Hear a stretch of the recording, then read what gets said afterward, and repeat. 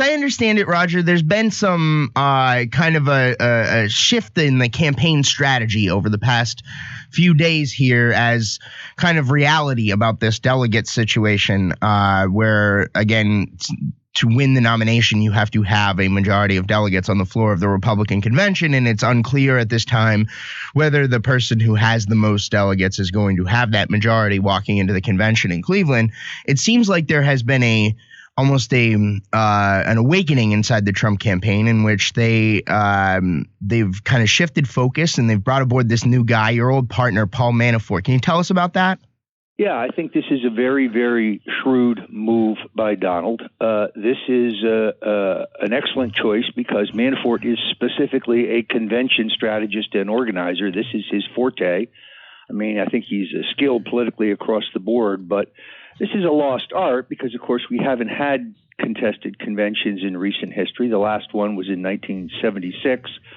Manafort was working the floor for Ford. I was working the floor for Reagan. They beat us. Narrowly, but they beat us.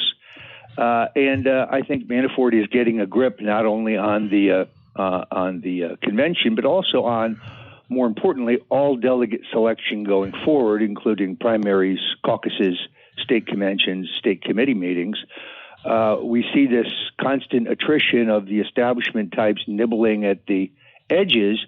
But to be very clear, because I see a lot of whiners online, the steal is defined as Trump legitimately getting 1,237 votes, and then those votes being euchred from him in some kind of a rules or credentials challenge. That's the theft that I think hardcore Trump supporters fear. The kind of legal tactics that or something like where half the delegates take a walk during that vote, right? Like even if they're required to do so. It could be done. I've written about this extensively for Breitbart. In terms of the specifics ways that this convention could be stolen. But they can't steal it until you win it. It is not yet won, although Manafort expressed confidence based on his counting and planning that Trump will get to the magic number by June. I have growing confidence that that is the case. It's going to be extremely exciting.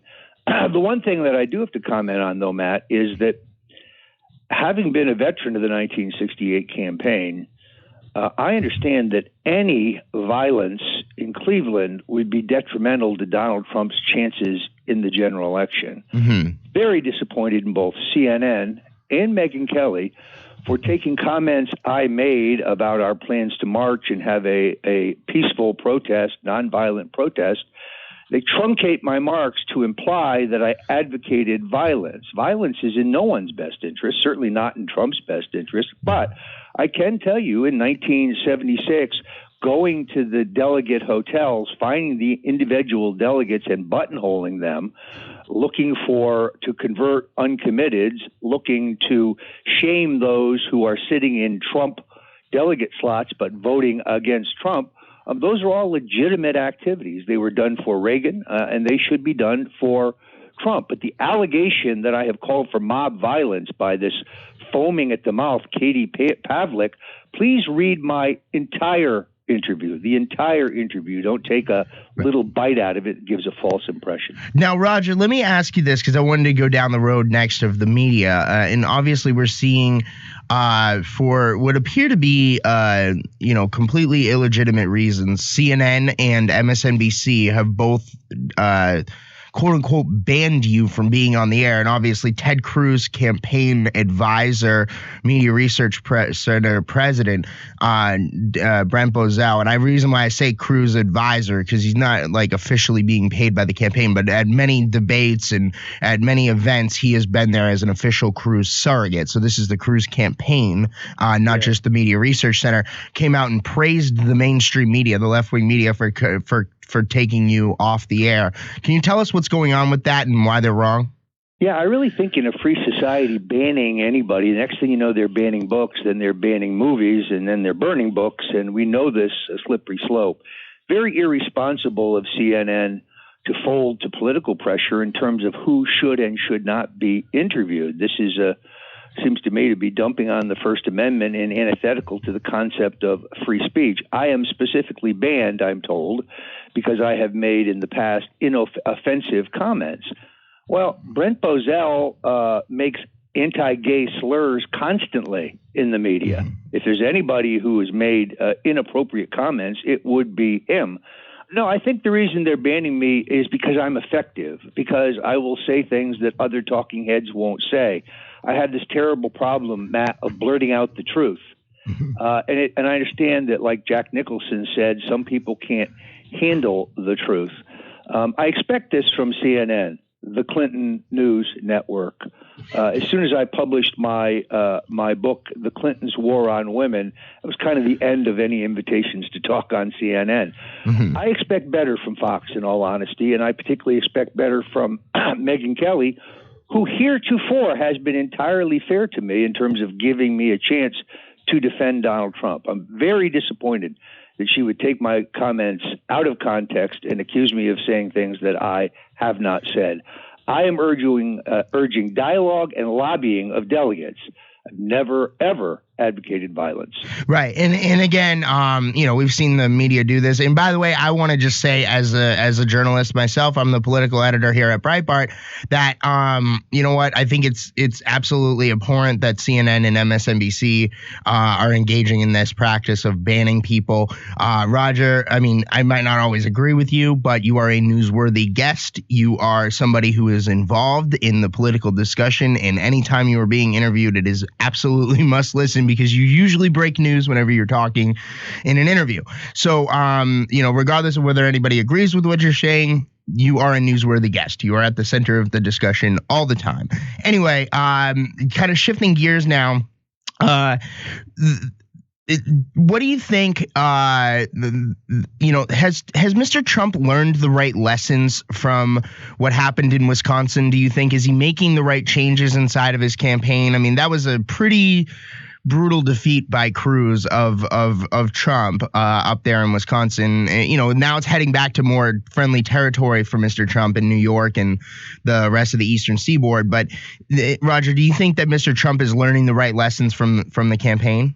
Well, and also in the last couple of weeks, Matt, we've had the fumbling of North Dakota, the wipeout in Colorado. It is absolutely clear that the Trump campaign model heretofore was based on a brilliant communication strategy. The what's propelled Trump's campaign forward is Trump.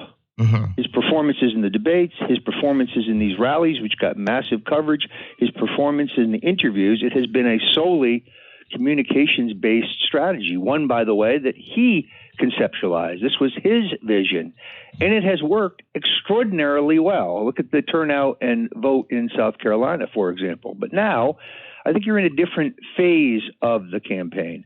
Wisconsin was never terribly favorable to Trump. Ted Cruz went around saying 2 weeks ago, the polls show Trump would win this big. No, it didn't. Ted has a real casual relationship with the truth. Wisconsin is not as heavily evangelical Christian. It is not as conservative a state. Those are voters that Trump has traditionally done well. It has a Republican machine that is very adept at turning out the vote. Some would say stealing votes. Terrific study by Richard Charnin, mathematician, who has pored over the results and the exit polling and the polling immediately before the election, and has a number of claims of irregularity. So I do think as we move forward, New York, New Jersey, Pennsylvania, and particularly the big enchilada, California, become pivotal to the Trump campaign. And now with Manafort at the helm and well experienced in all of those states, I'm feeling much, much better for the Trump train. Right. Now, Roger, kind of shifting gears one more time, the last thing I wanted to talk to you about is, and I think we're starting to see some real weaknesses in the Clinton campaign operation on the Democrat side. And obviously, you've written about the Clintons and the Clintons' War on Women in your book. It's an awesome book. It's a must read. But this week we saw Bill Clinton, the former president and top surrogate for Hillary, up in Philadelphia, literally get into an altercation with Black Lives Matter. Then yesterday we saw him kind of like half apologize back at Black Lives Matter.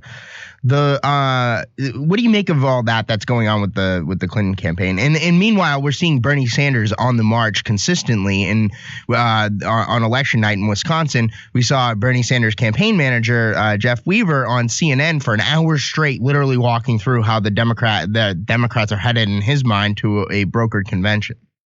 Yeah, first of all, I think the Sanders people are running an excellent campaign, really an excellent campaign from every point of view. And just as a professional, I salute those guys. Secondarily, Bill Clinton is a liability. You never know what he might blurt out. If black people really want to look at this objectively, perhaps they should look at his policies, because the reason so many young black men are incarcerated today for the possession of small amounts of drugs is because of Bill Clinton. Bill Clinton signed the Three Strikes You're Out law. It is his entire record on civil rights is very mixed. So sure, he gets up on Arsenio Hall, he plays a saxophone with a pair of shades on, everybody says, isn't that cool? But black unemployment under Bill Clinton skyrockets, but incarceration also skyrockets. The only people who benefit are the people who run private jails, because there's no rehabilitation. It's costing taxpayers millions. It's manifestly unfair.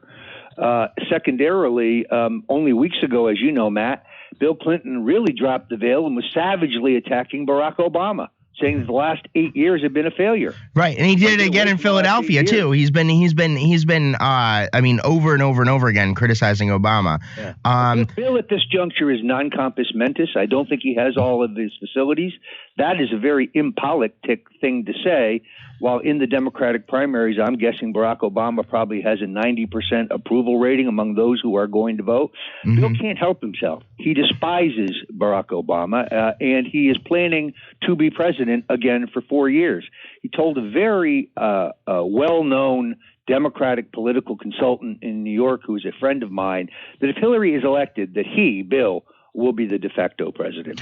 Right. And Roger, the last thing on that is, as Bill keeps, damaging the relationship with Barack Obama for the Clintons, does that put Hillary at risk of, maybe he's been protecting her and not, moving forward with any kind of an indictment with the FBI investigation into obviously there are 147 FBI agents investigating Hillary Clinton's email scandal. The FBI director himself is involved. Is the president right now protecting her? And if Bill continues this down this road, does that open up the possibility that she will be indicted?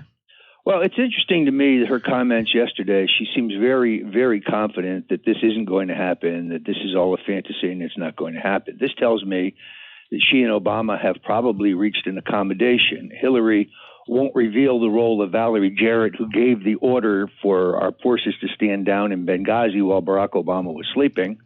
That's the dirty little secret there, in return for, who knows, not being prosecuted. My guess, and I've said this before on your radio show, is that Comey, who is a straight guy and a good law enforcement officer, a man of integrity, is going to recommend her indictment. But before the Justice Department can act, Barack Obama will give her a full, free, and unfettered pardon for any crime she may have committed. Mark my words, that's what's coming. All right. Well, Roger Stone, thanks for taking the time to walk through all of this with us here on Breitbart News Saturday. Delighted to be with you, Matt, as always.